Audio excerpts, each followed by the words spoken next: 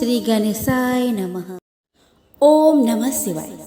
दोस्तों, आप सभी को हमारे YouTube channel Shraddha and faith में स्वागत है। दोस्तों, सावन का महीना शुरू हो गया है और आज उसका दूसरा दिन है। सावन के महीने में आपको इस चैनल में शिव महापुराण की कथाएं सुनाई जा रही है।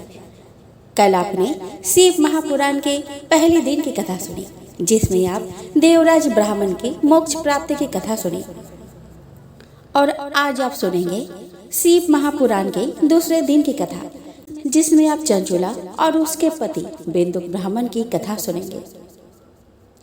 तो चलिए दोस्तों, आज की कथा शुरू की जाए। तो प्रेम से बोले हर हर महादेव। सौनक जी बोले कि हे महाभाग सूत जी, आप सर्वज्ञ है। हे महामते, आपके कृपा प्रसाद से मैं बारंबार कृतार्थ हुआ। इस इतिहास को सुनकर मेरा मन अत्यंत आनंद में निमग्न हो रहा है। अतः आप भगवान शिव में प्रेम बढ़ाने वाली शिव संबंधी दूसरी कथाओं को भी कहिए। अमृत पीने वालों को लोक में कहीं मुक्ति नहीं प्राप्त होती है, किंतु भगवान शंकर के कथा अमृत का पान तो प्रत्यक्ष ही मुक्ति देने वाला है। सदा शिव की जिस कथा के सुनने मात्र से मनुष्य शिवलोक प्राप्त कर लेता है, यह कथा धन्य है और कथा का श्रवण कराने वाला आप भी धन्य है।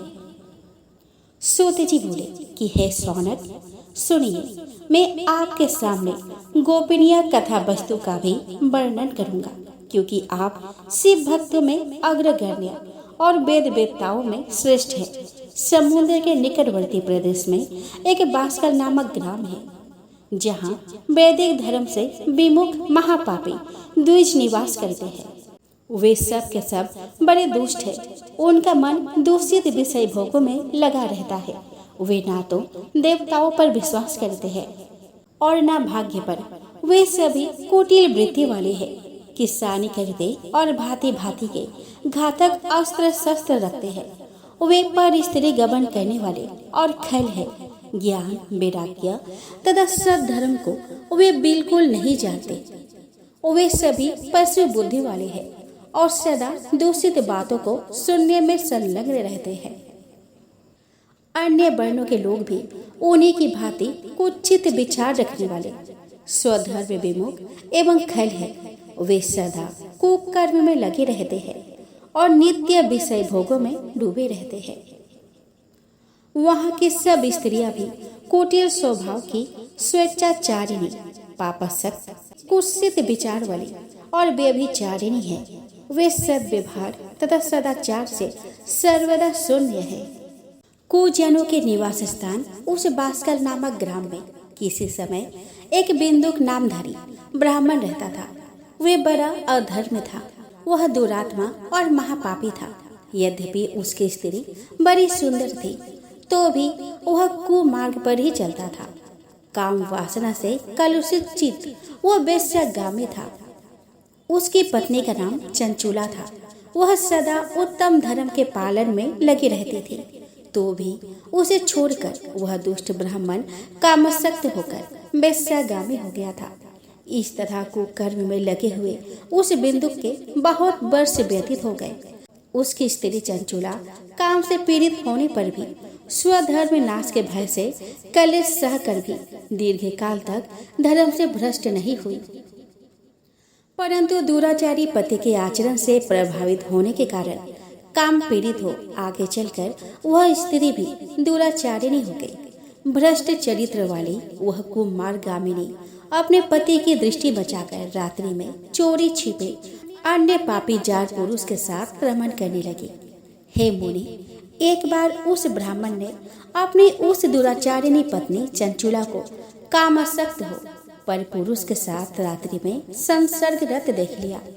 उस दुष्ट तथा दुराचार में आसक्त मन वाली पत्नी को रात में पर पुरुष के साथ व्यभिचार रत देखकर वह क्रोधपूर्वक वेग से दौड़ा। उस दुष्ट बिंदु को घर में आया जानकर वह कपटी व्यभिचारी तेजी से भाग गया। तब वह दुष्ट आत्मा बिंदु अपने पत्नी को पकड़कर उसे डांटता हुआ मुक्कोर से बार बार पीटने लगा। वह बेबिचारिणी दुष्टा नारी चंचुला पीटे जाने पर कुपित होकर निर्भयता पूर्वक अपने दुष्ट पति बिंदुक से कहने लगे। चंचुला बोली कि मुझ पति परायण युवती पत्नी को छोड़कर आपको बुद्धिवश प्रतिदिन वेश्या के साथ इच्छा अनुसार रमन करते हैं। आप ही बताइए कि रूपवती और कामसक्त चित्त वाली मुझ युवती की पति संसर्ग के बिना क्या गति होती होगी। मैं अत्यंत सुंदर हूँ तथा नव यौवन से उन्मत्त हूँ। आपके संसर्ग के बिना व्यथित चित्त वाले मैं कामजन्य दुखों को कैसे सह सकती हूँ। सूत जी बोले कि उस स्त्री के इस प्रकार कहने पर वह मूढ़ बुद्धि मूर्ख ब्राह्मण धर्म स्वधर्म विमुख दुष्ट पापी बिंदुक कहने लगा कि काम से व्याकुलचित होकर तुमने यह सत्य ही कहा है। हे प्रिय, तुम भय त्याग दो और मैं जो तुमसे हित की बात कहता हूँ उसे सुनो। तुम निर्भय होकर नित्य परपुरुष के साथ संसर्ग करो, उन्हें संतुष्ट करके उनसे धन खींचो। वह सारा धन वेश्या के प्रति आसक्त मन वाले मुझको दे दिया करो। इससे तुम्हारा और मेरा दोनों का स्वार्थ सिद्ध हो जाएगा। सूत जी बोले कि पति का यह वचन सुनकर उसकी पत्नी चंचोला ने प्रसन्न होकर उसकी कही बात मान ली। उन दोनों दुराचारी पति पत्नी ने इस प्रकार समझौता कर लिया तथा वे दोनों निर्भय चित्त से कुकर्म में लीन हो गए। इस तरह दुराचार में डूबे हुए उन मूढ़ चित्त वाले पति पत्नी का बहुत सा समय व्यर्थ बीत गया। तदंतर शूद्र जातीय वेश्या का पति बना हुआ वह दूषित बुद्धि वाला दुष्ट ब्राह्मण बिंदु समय अनुसार मृत्यु को प्राप्त हो नरक में जा पड़ा। बहुत दिनों तक नरक के दुख भोगकर वह मूढ़ बुद्धि पापी विंध्या पर्वत पर भयंकर पिशाच हुआ। इधर उस दुराचारी पति बिंदु के मर जाने पर वह मूढ़ हृदय चंचुला बहुत समय तक पुत्रों के साथ अपने घर में ही रही। इस प्रकार प्रेम पूर्वक कामसक्त होकर जारों के साथ विहार करती हुई उस चंचुला नामक स्त्री का कुछ यौवन समय के साथ ढलने लगा। एक दिन दैवयोग से किसी पुण्य पर्वत के आने पर वह स्त्री भाई बंधुओं के साथ गोकर्ण क्षेत्र में गई। तीर्थ यात्रियों के संग से उसने भी उस समय जाकर किसी तीर्थ के जल में स्नान किया। फिर वह साधारणतया बंधु जनों के साथ यत्र तत्र घूमने लगी।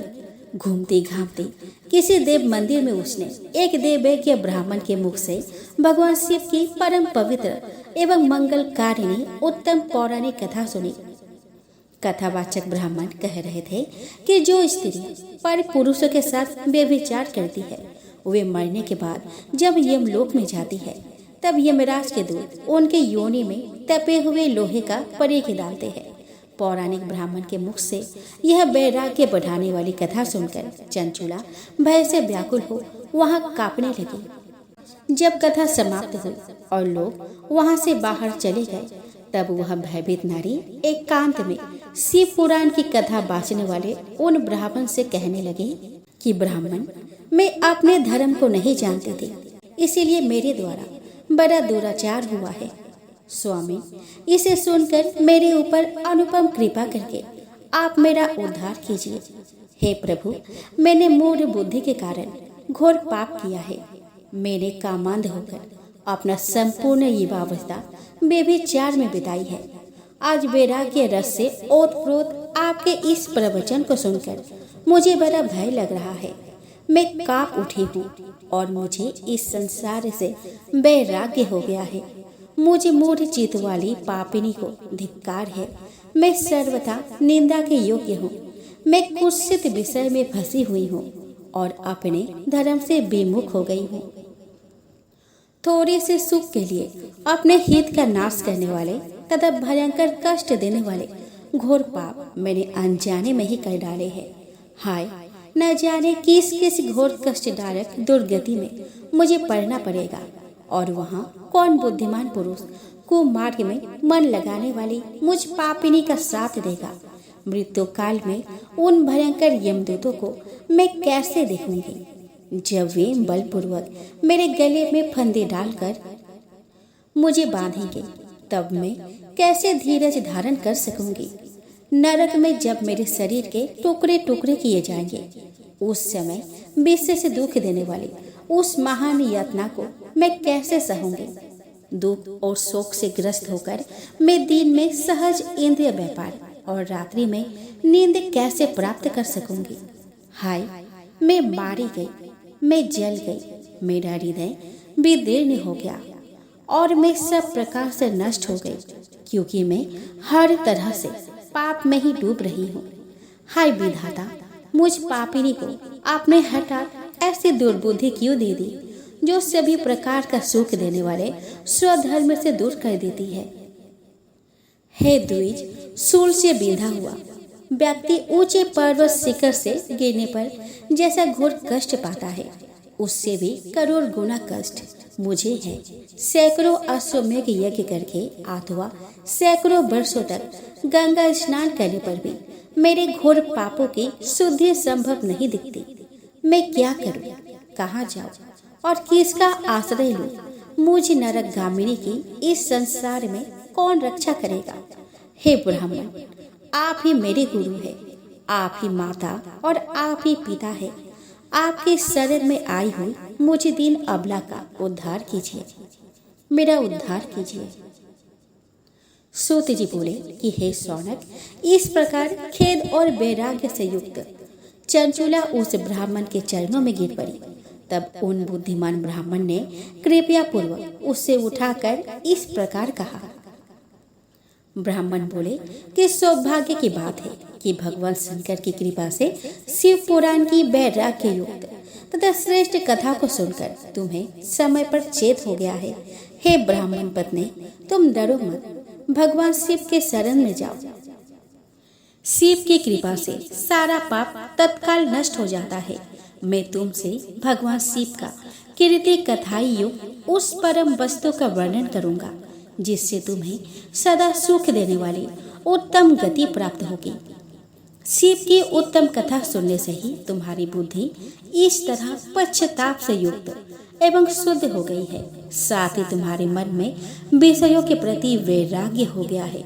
पश्चाताप ही पाप करने वाले पापियों के लिए सबसे बड़ा प्रायश्चित है। सत्पुरुषों ने सबके लिए पश्चाताप को ही समस्त पापों का शोधक बताया है। पश्चाताप से ही पापों की शुद्धि होती है। जो पश्चाताप करता है वही वास्तव में पापों का प्रायश्चित करता है, क्योंकि सत्पुरुषों ने समस्त पापों की शुद्धि के लिए जैसे प्रायश्चित का उपदेश दिया है, वह सब पश्चाताप से संपन्न हो जाता है।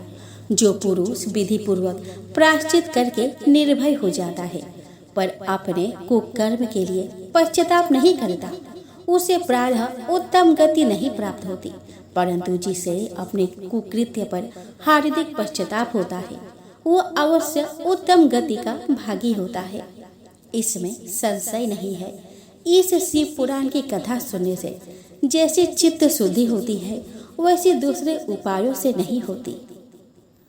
जैसे दर्पण साफ करने पर निर्मल हो जाता है, उसी प्रकार इस शिव पुराण की कथाएं से चित्त अत्यंत शुद्ध हो जाता है। इसमें संशय नहीं है।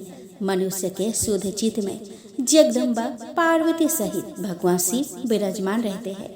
इससे वह विशुद्ध आत्मा पुरुष श्री सांब सदा शिव के परम पद को प्राप्त होता है। इस प्रकार यह कथा रूपी साधन सभी प्राणियों के लिए उपकारी है और इसी कारण महादेव जी ने इसकी आग्रह पूर्वक प्रकट किया है। इस कथा से भगवान उमापति का ध्यान सिद्ध हो जाता है। उस ध्यान से परम ज्ञान और उससे मोक्ष की प्राप्ति निश्चय हो जाती है।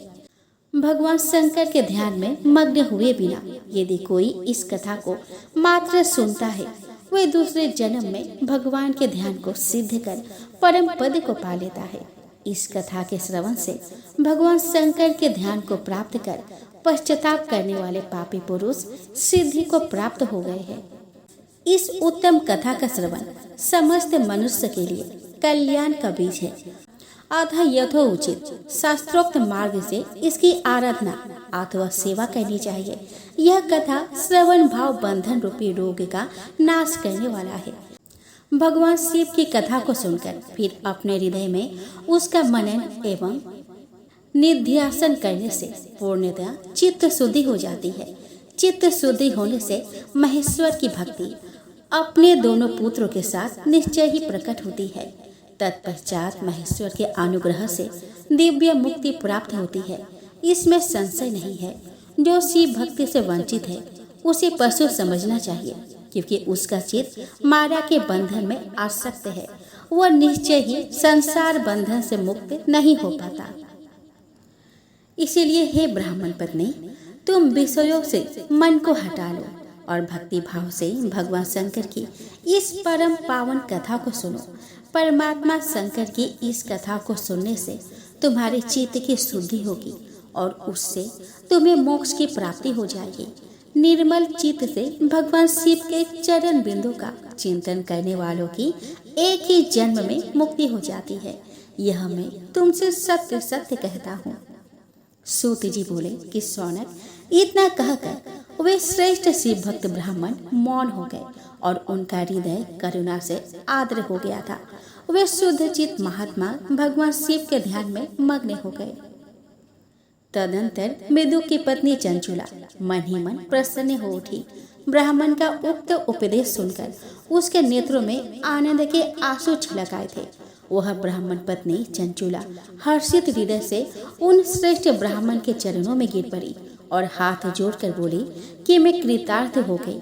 तत्पश्चात उठकर वैराग्य युक्त तथा उत्तम बुद्धि वाले वह स्त्री जो अपने पापों के कारण आतंकित थी, उस महान शिव भक्त ब्राह्मण से हाथ जोड़कर गदगद वाणी में कहने लगी कि हे ब्राह्मण, हे शिव भक्त में श्रेष्ठ, हे स्वामी, आप धन्य हैं, परमार्थदर्शी है और सदा परोपकार में लगे रहते हैं। इसीलिए आप श्रेष्ठ साधु पुरुषों में प्रशंसा के योग है। हे साधु, मैं नरक के समुद्र में गिर रही हूँ, आप मेरा उद्धार कीजिए। पौराणिक अर्थ तत्वों से संपन्न जिस सुंदर शिव पुराण की कथा को सुनकर मेरे मन में संपूर्ण विषयों से वैराग्य उत्पन्न हो गया। उसी इस शिव पुराण को सुनने के लिए इस समय मेरे मन में बड़ी श्रद्धा हो रही है।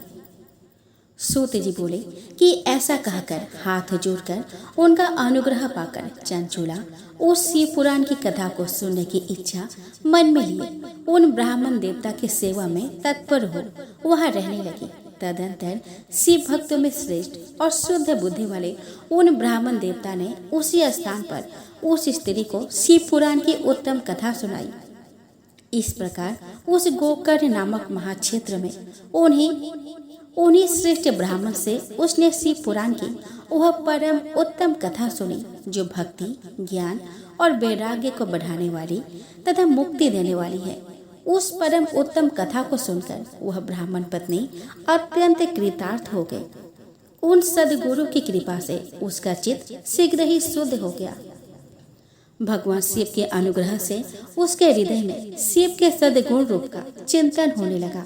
इस प्रकार सद्गुरु का आश्रय लेकर उसने भगवान शिव में लगी रहने वाली उत्तम बुद्धि पाकर शिव के सच्चिदानंदमय स्वरूप का बारंबार चिंतन आरंभ किया। वह प्रतिदिन तीर्थ के जल में स्नान करके जटा और बलकल धारण करने लगी और समूची देह में भस्म लगाकर रुद्राक्ष के आभूषण धारण करने लगी। वह भगवान शिव के नाम जप में लगी रहती थी। संयमित वाणी और अल्पाहार करके वह गुरु के बताए मार्ग से वह शिव जी को प्रसन्न करने लगी। हे सौनक, इस प्रकार शंभु का उत्तम ध्यान करते हुए उस चंचुला का बहुत सा समय बीत गया। तत्पश्चात समय के पूर्ण हो जाने पर भक्ति, ज्ञान और वैराग्य से युक्त हुई चंचुला ने अपने शरीर को बिना किसी कष्ट के त्याग दिया। इतने में ही त्रिपुर शत्रु भगवान शिव का भेजा हुआ एक दिव्य विमान द्रुत गति से वहां पहुंचा, जो उनके अपने गढ़ों से संयुक्त और भांति भांति के शोभा साधनों से संपन्न था। चंचुला उस विमान पर आरूढ़ हुई और भगवान शिव के श्रेष्ठ पार्षदों ने उसे तत्काल शिवपुरी में पहुंचा दिया। उसके सारे मल धुल गए थे। वह दिव्य रूप धारिणी दिव्यांगना हो गई थी। उसके दिव्य अवयव उसके शोभा बढ़ाते थे। मस्तक पर अर्ध चंद्र का मुकुट धारण किए वो गौरांगी देवी शोभाशाली दिव्य आभूषणों से विभूषित थी। वहां पहुंचकर उसने त्रिनेत्रधारी महादेव जी को देखा। ब्रह्मा विष्णु आदि देवता उस सनातन शिव की सेवा कर रहे थे।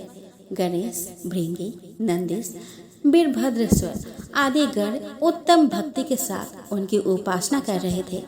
उनकी अंग कांति करोड़ों सूर्य के समान प्रकाशित हो रही थी। कंठ में नील चिन्ह शोभा पाता था।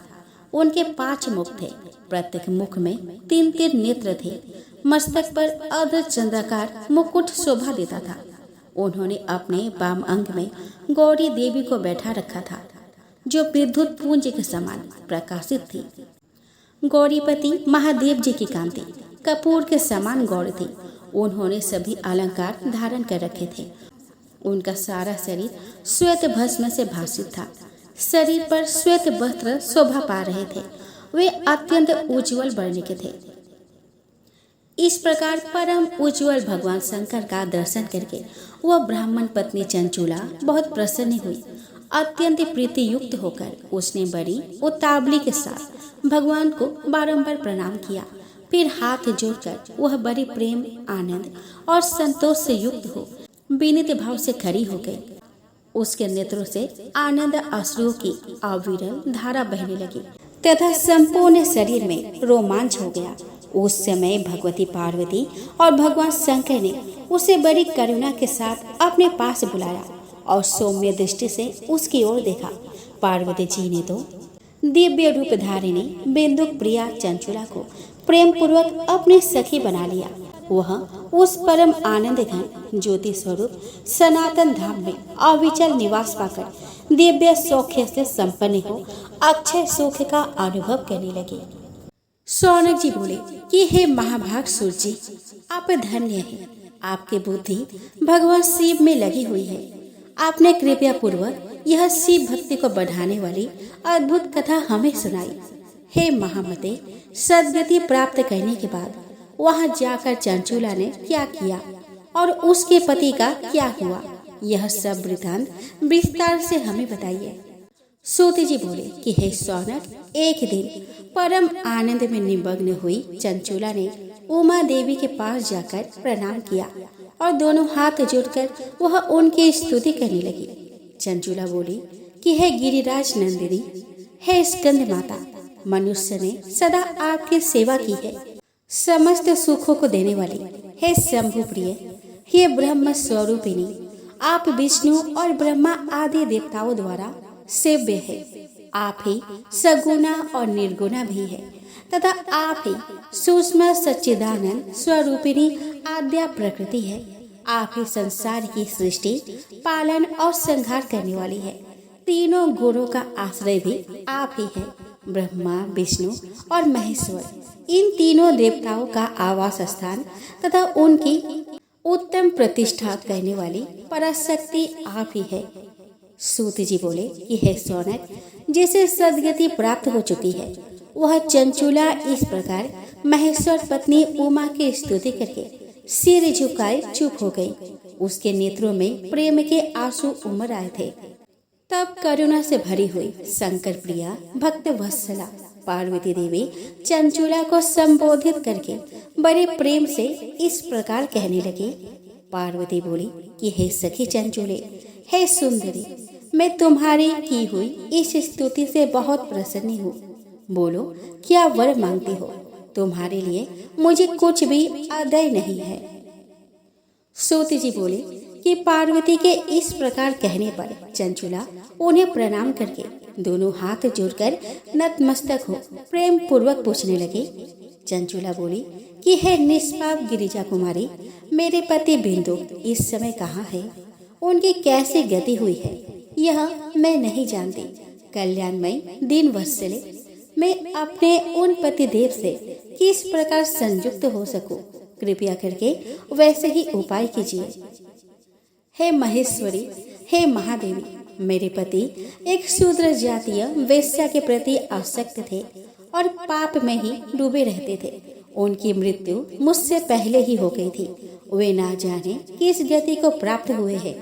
सूत जी बोले कि चंचुला का यह वचन सुनकर नीति वत्सला हिमालय पुत्री देवी पार्वती ने अत्यंत प्रेम पूर्वक यह उत्तर दिया। गिरिजा बोली कि हे सुते, तुम्हारा बेदुक नाम वाला पति बड़ा पापी था, उसका अंतःकरण बड़ा ही दूषित था। वेश्या का उपभोग करने वाला वह महामूढ़ मरने के बाद नरक में पड़ा। अगणित वर्षों तक नरक में नाना प्रकार के दुख भोगकर वह पापात्मा अपने शेष पाप को भोगने के लिए विंध्या पर्वत पर पिशाच हुआ है। इस समय वह पिशाच की अवस्था में ही है और नाना प्रकार के कलश उठा रहा है। वह दुष्ट वही वायु पीकर रहता है और सदा सब प्रकार के कष्ट सहता है। सूत जी बोले कि हे सौनक, गौरी देवी की यह बात सुनकर उत्तम व्रत का पालन करने वाली वह चंचुला उस समय पति के महान दुख से दुखी हो गई। फिर मन को स्थिर करके उस ब्राह्मण पत्नी ने व्यथित हृदय से महेश्वरी को प्रणाम करके पुनः पूछा। चंचुला बोली कि हे महेश्वरी, हे महादेवी, मुझ पर कृपया कीजिए और दूषित कर्म करने वाले मेरे उस दुष्ट पति का अब उद्धार कर दीजिए। हे देवी, कुत्सित बुद्धि वाले मेरे उस पापात्मा पति को किस उपाय से उत्तम गति प्राप्त हो सकती है, यह शीघ्र बताइए। आपको नमस्कार है। सूत जी बोले कि उसकी यह बात सुनकर भक्तवत्सला पार्वती जी अपने सखी चंचुला से प्रसन्न होकर ऐसा कहने लगे। वे बोली कि तुम्हारा पति यदि शिव पुराण की पुण्यमय उत्तम कथा सुने तो सारी दुर्गति को पार करके वह उत्तम गति का भागी हो सकता है। अमृत के समान मधुर अक्षरों से युक्त गौरी देवी का यह वचन आदर पूर्वक सुनकर चंचुला हाथ जोड़कर मस्तक झुकाकर उन्हें बारंबार प्रणाम किया और अपने पति के समस्त पापों की शुद्धि और उत्तम गति की प्राप्ति के लिए पार्वती देवी से यह प्रार्थना की कि मेरे पति को शिव पुराण सुनाने की व्यवस्था होनी चाहिए। सूत जी बोले कि उस ब्राह्मण पत्नी के बारंबार प्रार्थना करने पर शिव प्रिया गौरी देवी को बड़ी दया आई। उन भक्तवत्सला महेश्वरी गिरिजा कुमारी ने भगवान शिव की उत्तम कार्तिका गान करने वाले गंधर्वराज तुम्बुरु को बुलाकर उनसे प्रसन्नता पूर्वक इस प्रकार कहा। गिरिजा बोली कि मेरे मन की बातों को जानकर मेरे अभीष्ट कार्यों की सिद्धि करने वाले तथा शिव में प्रीति रखने वाले हे तुम्बुरु, मैं तुमसे एक बात कहती हूँ, तुम्हारा कल्याण हो। तुम मेरी इस सखी के साथ शीघ्र ही विंध्या पर्वत पर जाओ। वहाँ एक महाघोर और भयंकर पिशाच रहता है। उसका वृतांत तुम आरंभ से ही सुनो। मैं तुमसे प्रसन्नता पूर्वक सब कुछ बताती हूँ। पूर्व जन्म में वह पिशाच बिंदुक नामक ब्राह्मण था। वह मेरी इस सखी चंचुला का पति था, परंतु वह दुष्ट वेश्यागामी हो गया। स्नान, संध्या और नित्य कर्म छोड़कर वह अपवित्र रहने लगा।